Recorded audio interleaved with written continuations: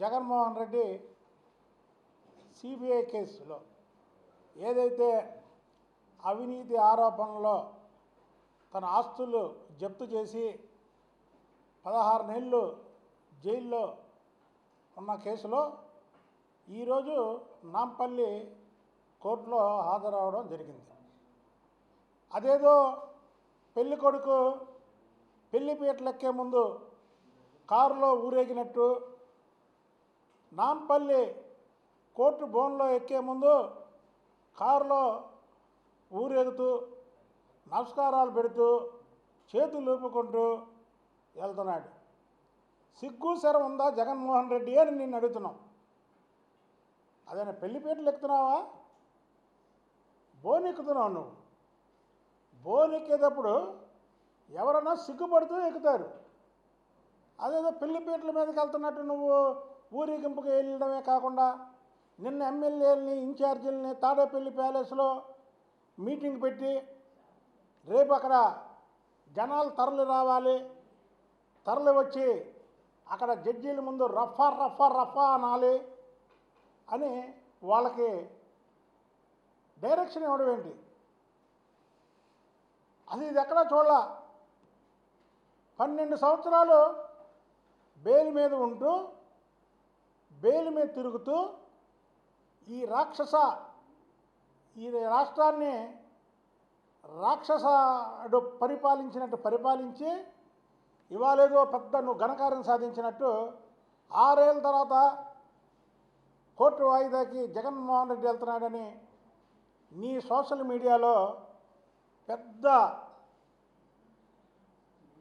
ఏదో పెద్ద విజయం సాధించినట్టు నువ్వు పెట్టడం అనేది నీవు సిగ్గు అనేది ఇవ్వలేదా దేవుడు అన్నావు. నువ్వు అనేవాడు ఇంతవరకు దేవుడు స్క్రిప్ట్ రాశాడని. నిజమే, భగవంతుడు అనేవాడు ఉన్నాడు. దేవుడు స్క్రిప్ట్ రాశాడు. ఇవాళ చూసావా, కరెక్ట్గా 11:30కి బీహార్ ముఖ్యమంత్రి నితీష్ కుమార్ గారు ప్రమాణ స్వీకారానికి పేద ప్రజల్ని కాపాడే వ్యక్తులుగా పేదలకి సేవ చేయడమే తండ్రి తనయుల ఆదర్శం. ఎవరయ్యా తండ్రి తనయులు అంటే చంద్రబాబు నాయుడు గారు, లోకేష్ బాబు గారు. నువ్వు కరెక్ట్గా 11:30కి కోర్టు బోన్లో ఉన్నావు. వాళ్ళు బీహార్ ముఖ్యమంత్రి గారి ప్రమాణ స్వీకార మహోత్సవానికి ఆహ్వానం మేరకు అక్కడికి వెళ్ళారు. ఇది దేవుడి స్క్రిప్ట్ అంటే. నువ్వు అనేవాడు చూసావా, అది కాదు, ఇది దేవుడి స్క్రిప్టు. 2019లో నువ్వు ప్రతిపక్ష హోదాలో నాంపల్లి కోర్టుకు హాజరయ్యావు.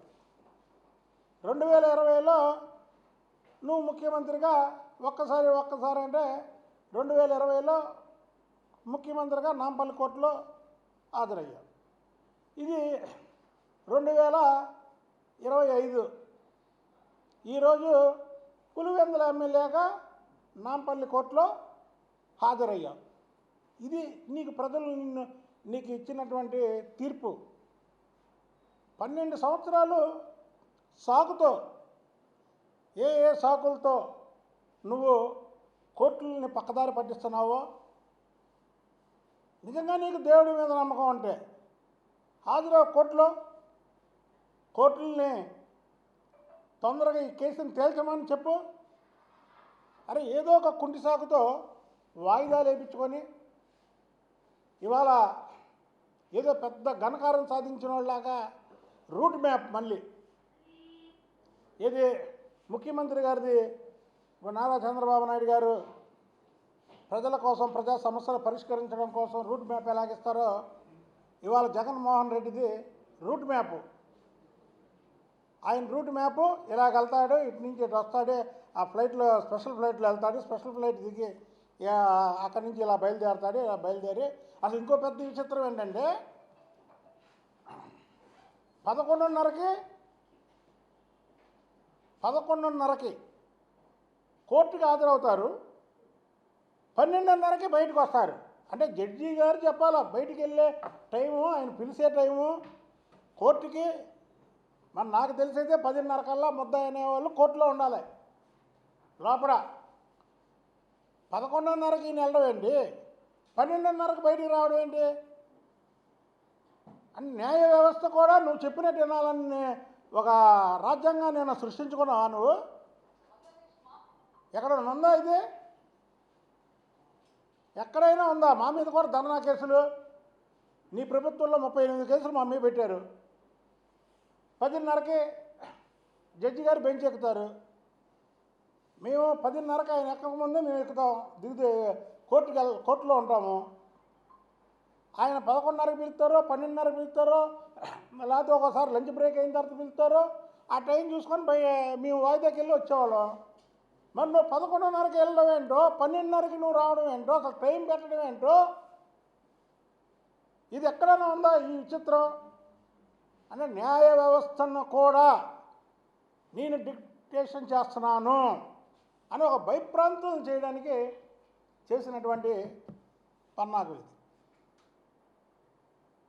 మొన్నసారి చంద్రబాబు నాయుడు గారి గురించి మాట్లాడుతున్నారు, ఇక సిగ్గు లజ్జ ఉందా అని. ఆయన నీలాగా ఏ అవినీతి కేసులు వెళ్ళా. మీ నాన్నగారు ముఖ్యమంత్రిగా ఉన్నప్పుడు ఆయన మీద 11 ఎంక్వైరీలు వేస్తే ఏ ఒక్క ఎంక్వైరీ కూడా ఆయన అవినీతి పడడం తేల్చలేక మీ నాన్న వైఎస్ రాజశేఖర రెడ్డి గారే చేతులు తీశాడు. నువ్వు అక్రమంగా ఆయన్ని అరెస్ట్ చేయించావు కాబట్టికే ప్రపంచ దేశాల్లో దాదాపు 110 దేశాల్లో నిరసనలు తెలియజేశారు. అదే చంద్రబాబు గారి నిజాయితీ. నీకు నిజాయితీ ఎక్కడుంది? నీకు సిగ్గు ఎక్కడుంది? నీకు సిగ్గు సెరవు ఎక్కడుంది? సిగ్గు సెరవు ఉన్న వాళ్ళు ఎవరన్నా కోర్టుకు వెళ్ళేటప్పుడు రూట్ మ్యాప్లు పెడతారా, టయాలు పెడతారా, ఊరేగింపులుగా వెళ్తారా? కాబట్టి జగన్మోహన్ రెడ్డి చెప్తున్నాం, మేము న్యాయ నిపుణులతో కూడా మాట్లాడతాం ఈ ప్రెస్ మీట్ అయిన అనంతరం. అసలు ఒక కేసులో 12 సంవత్సరాలు ఆరోగ్యంగా ఉన్నటువంటి వ్యక్తి ఏదైనా ఆరోగ్యం బాగోక సిక్ అయితే దాంట్లో కోర్టులో టైం తీసుకోవచ్చు. ఒక ఆరోగ్యంగా ఉన్న వ్యక్తి 52 ఏళ్ళ కుర్రోడు మరి ఏంటో, మరి ఆయన 12 సంవత్సరాలు బెయిల్ మీద ఉండడం ఏంటో, ఆయన మేలు మీద ఉండి ఎంతోమందిని భయప్రాంతులను చేస్తున్నాడు ఇవాళ బయట. ఆయన ముఖ్యమంత్రిగా ఉండగా భయప్రాంతులు చేశాడు, ప్రతిపక్ష నాయకుడిగా భయప్రాంతులు చేశాడు, ఇవాళ పులివెందుల ఎమ్మెల్యేగా కూడా భయప్రాంతులు చేస్తున్నాడు. వర్షాలు వస్తే రాజధాని మునిగిపోయిందని ఒక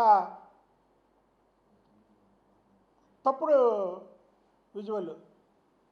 వర్షాలు వస్తే లేదు, ఈ రాష్ట్రానికి పెట్టుబడులు తీసుకురావడానికి ఇతర దేశాల నుంచి, ఇతర రాష్ట్రాల నుంచి ఎవరన్నా పారిశ్రామికవేత్తలు వచ్చి చంద్రబాబు గారు, లోకేష్ బాబు గారు వాళ్ళతో మాట్లాడుతుంటే ఆ ట్రైన్లో ఏదో ఒక అలజడి వాళ్ళని భయపెట్టడానికి. ఇలాంటి వ్యక్తులు అసలు బెయిల్ మీద ఉండడానికి అనర్హులు. 12 సంవత్సరాలు బెయిల్ మీద ఉండి ప్రతిపక్షంలో ఉన్నప్పుడు భయప్రాంతులు చేశాడు ప్రజల్ని, ముఖ్యమంత్రిగా ఉన్నప్పుడు భయప్రాంతులు చేశాడు, పులివెందుల ఎమ్మెల్యేగా ఉన్నప్పుడు భయప్రాంతులు చేస్తున్నాడు. కాబట్టి ఇలాంటి వ్యక్తుల యొక్క బెయిల్ని వెంటనే రద్దు చేయాలి. నా మాటలను మీరు సుమోటోగానే తీసుకోవచ్చు,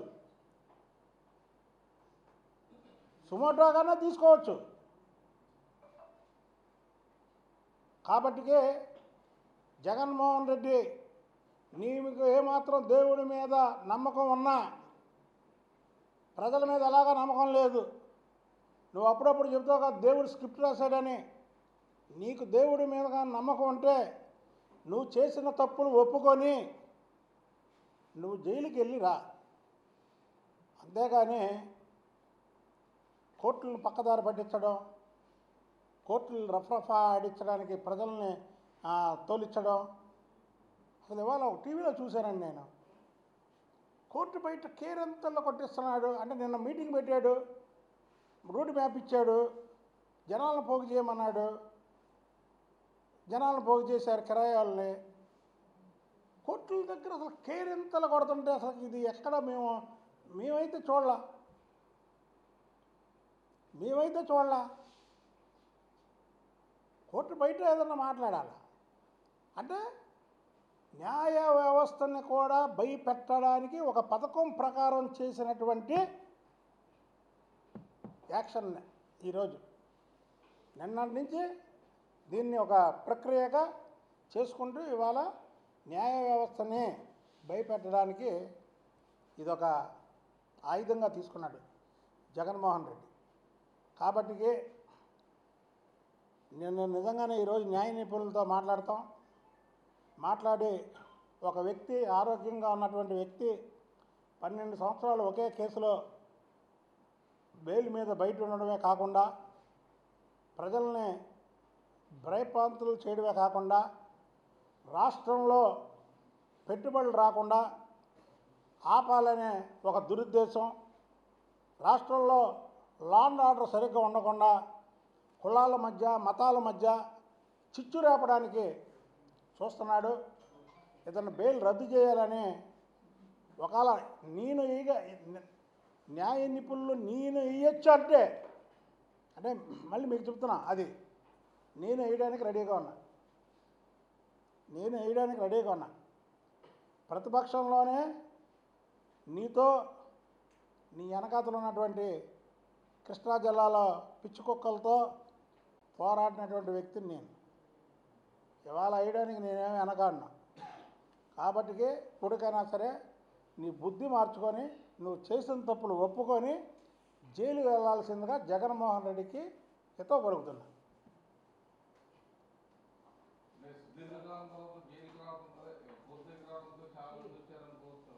ఏమంటే అదేనండి, నిన్న ఆయన ఇన్ఛార్జీలు ఎమ్మెల్యేలతో మీటింగ్ పెట్టి జనాలు తోలుకు రమ్మన్నాడు, రూట్ మ్యాప్ ఇచ్చాడు. రూట్ మ్యాప్ ఎక్కడిస్తారండి? జనాలను పలకరించడానికి పలానా ట్రైన్లో విజయవాడలో ఉంటాను, పలానా ట్రైన్లో పెరంలూరులో ఉంటాను, పలానా ట్రైన్లో నందిగాంలో ఉంటాను, మీరు ప్రజలు రండి అని ఇస్తారు. కానీ జైలుకి వెళ్ళే రూట్ ఎవరైనా మ్యాప్, కోర్టుకు వెళ్ళే రూట్ మ్యాప్ ఎవరైనా ఇస్తారా? అంటే ఇవన్నీ కూడా ఆయన పద్ధతిలో రఫా అని ప్రజలను ఎలా భయప్రాంతం చేస్తాడో కోర్టులను కూడా భయపెట్టిద్దామని ఒక పథకం చేశాడు. అంతేగాని అతను చూడడానికి ఇక్కడ కాదు, మీరు అక్కడ కాదు, మామూలుగా ఇక్కడ ఈ రాష్ట్రంలో వచ్చేది కూడా అందరూ పోగు చేసుకొని తీసుకెళ్లే జనం రావడం అంటే అది కాదు. ఎవరో పోగు చేయకుండా చంద్రబాబు నాయుడు గారికి బెయిల్ వచ్చిన రోజు సాయంత్రం 5 గంటలకి రాజమండ్రిలో బయలుదేరితే మరుసటి రోజు 24 గంటల తర్వాత 36 గంటలకి ఆయన ఇంటి వరకు రాజమండ్రి నుంచి 2 గంటలు సిబిఎన్ సార్ ఇంటికాడికి వెళ్ళడానికి 36 గంటలు పట్టిందే. అది జనం రావడం అంటే, స్వచ్ఛందంగా రావడం అంటే. అంతేగాని ఇలా పోగు చేసుకొని రూట్ మ్యాప్లు ఇచ్చుకొని చేయడం కాదు. ఇది నిజంగా ఇది చాలా సీరియస్ అయిన విషయం. న్యాయ నిపుణులతో మాట్లాడతాం. 12 ఏళ్ళు ఒక వ్యక్తి బెయిల్ మీద ఉండడం ఏంటి, ఆ వ్యక్తి అందరిని బెదిరింపులు చేయడం ఏంటో దీని మీద ఇచ్చేసి ఒకవేళ నిజంగా నేను వేయచ్చు అంటే నేను మాత్రం కోర్టుకి దీని మీద వెళ్తాను.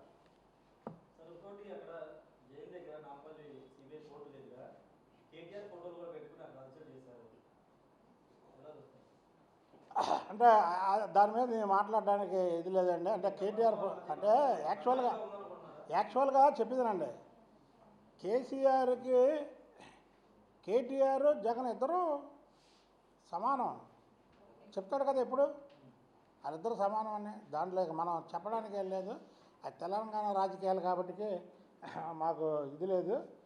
ఏదేమైనా సరే జగన్మోహన్ రెడ్డి 12 సంవత్సరాలు 43,000 కోట్లు ఈడీ జప్తు చేసినటువంటి కేసు, ప్రజల ఆస్తులు కొట్టేసినటువంటి కేసు, ప్రజల డబ్బులు కొట్టేసినటువంటి కేసులో 12 సంవత్సరాలు బెయిల్ మీద ఉండడం అనేది చాలా దుర్మార్గం. దీని మీద మాత్రం సీరియస్గా తీసుకుంటాం మేము.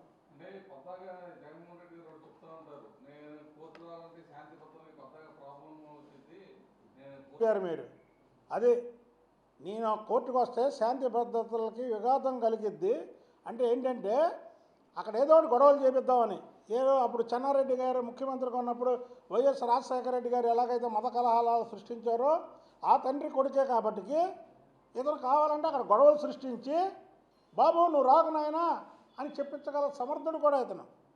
కాబట్టి ఇలాంటి వ్యక్తులు బయట ఉండడానికి అనర్హులు. ఇలాంటి వ్యక్తులు బయట ఉండడానికి అనర్హులు. నువ్వు రూట్ మ్యాప్ ఇచ్చి జనాలు పోగు చేయమని మీటింగ్లు పెట్టి అక్కడ గొడవలు చేయమని నువ్వే చెబుతుంటే కిరాయాలు ఏముందండి? కిరాయాలు ఏముంది? ఏదన్నా చేస్తారు. డబ్బులు ఇస్తే ఏదన్నా చేసేవాళ్ళు చాలామంది ఉన్నారు.